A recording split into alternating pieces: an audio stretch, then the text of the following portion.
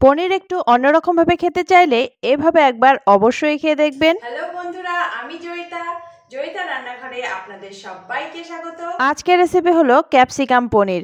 ভীষণ স্বাদের এই রান্নাটি ভাত, পোলাও, ফ্রাইড রাইসের সাথে খেতে খুব ভালো লাগে।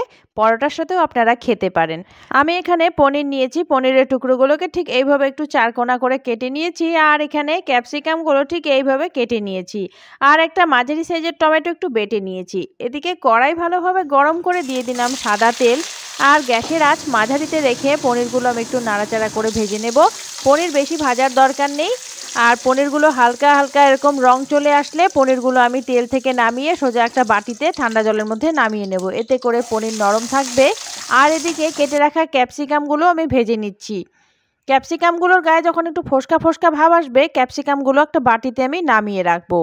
আর ওই তেলের মধ্যে ফোড়ন দিয়ে দেবো সামান্য জিরে, আর দিয়ে দেবো লং, এলাচ, দারচিনি একটু থেতো করে দিয়েছি, আর একটা জয়িত্রী মানে জয়িত্রীর একটা ছোট টুকরো দিয়েছি, তার সাথে তেজপাতা দিয়ে দিলাম, একটু নাড়িয়ে নিলাম।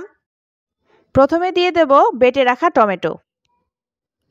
টমেটো বাটা দিয়ে কিছুক্ষণ একটু ভেজে নেব। তবে গ্যাসের আঁচ আমি মাঝারিতে রেখে দেবো। লবণ দিয়ে দিলাম স্বাদ মতো, 1 চামচের অল্প কম, আর সামান্য হলুদ গুঁড়ো। আবারও একটু নাড়িয়ে নিচ্ছি। আর কিছুক্ষণ বাদে দেখুন টমেটো যে বাটা আমি দিলাম অনেকটা শুকনো শুকনো ভাব চলে এসছে, তার মানে টমেটো আমার ভাজা হয়ে গেছে। এরপর আমি গুঁড়ো মশলা দিয়ে দিচ্ছি। 1/2 চামচ করে জিরে গুঁড়ো, লঙ্কা গুঁড়ো, আর সামান্য কাশ্মীরি লঙ্কা গুঁড়ো, তার সাথে 1/2 চামচ আদা বাটা। সব কিছু একসাথে মিশিয়ে নিয়ে মশলাটা আমি কষিয়ে নেব ভালোভাবে। কাশ্মীরি লঙ্কার গুঁড়ো দিয়েছি রঙটা সুন্দর আনার জন্য। আবারও কিছুক্ষণ মাঝারি আঁচে নাড়িয়ে নেব। আর সামান্য জল দিয়ে দিচ্ছি। জল দিয়ে মশলাটা আবারও কষিয়ে নেব।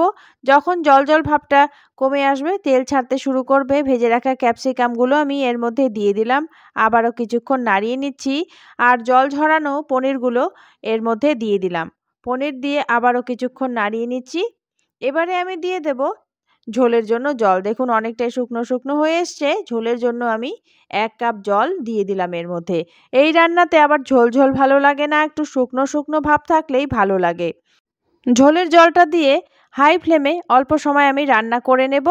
আর কিছুক্ষণ বাদে ঝোলটা কিছুটা কমে আসলে ঢাকা দিয়ে রাখবো একেবারে কম আঁচে 5 মিনিটের জন্য। 5 মিনিট পর ঢাকা তুললাম। আর ক্যাপসিকামগুলো যতটুকু সেদ্ধ হবার বাকি ছিল ভালোভাবে সেদ্ধ হয়ে গেছে। ওপর থেকে একটু ধনেপাতা কুচি ছড়িয়ে দিয়ে একটু নাড়িয়ে দিলাম। সব কিছু মেশানো হয়ে গেল। আর রান্নাটা দেখুন মাখো মাখো হয়ে আসছে। এবারে গ্যাসের আঁচ একেবারে কমিয়ে আমি সামান্য গরম মশলা দিচ্ছি। আর গরম মশলা ভালোভাবে মিশিয়ে দিচ্ছি সব কিছুর সাথে। এবারে গ্যাস অফ করে দিয়ে ঢাকা দিয়ে রাখবো কিছুক্ষণের জন্য। তৈরি হয়ে গেল আজকের নিরামিষ রেসিপি ক্যাপসিকাম পনির। পোলাও, ফ্রাইড রাইস, ভাত, রুটি, পরোটার সাথে খেতে পারেন।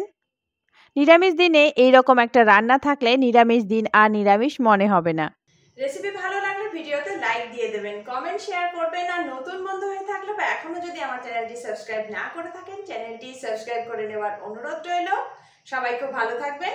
ধন্যবাদ।